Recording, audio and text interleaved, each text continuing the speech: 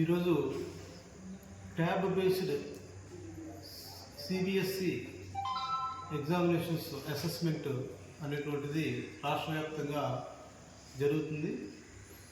మనం గతంలో tabs 8th class పిల్లల అందరికీ ఇచ్చాము.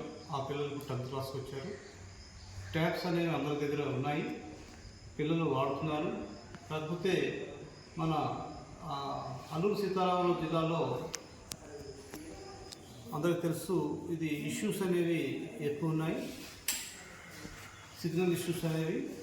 అయినప్పటికీ సిగ్నల్ ఇష్యూస్ని కూడా అధిగమించి స్టేట్లో ఈరోజు హైయెస్ట్ అటెండెన్స్ మనకి రికార్డ్ అవడం చాలా గర్వకారణంగా ఉంది.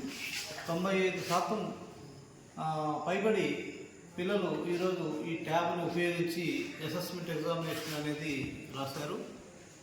పిల్లల్ని కూడా ఫీడ్బ్యాక్ అడగడం జరిగింది. ఈ ట్యాబ్ విధానంలో ఎగ్జామినేషన్స్ రాయడం వారికి సరికొత్త అనుభూతి, మరియు వాళ్ళు కూడా ఇది బాగుంది అని చెప్పి ఫీడ్బ్యాక్ అనేది ఇచ్చారు.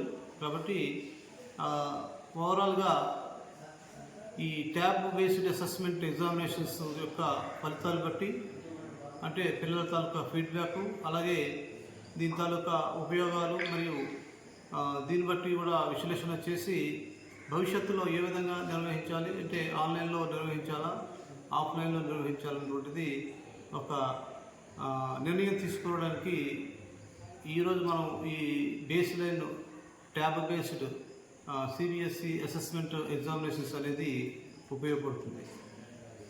Thank you.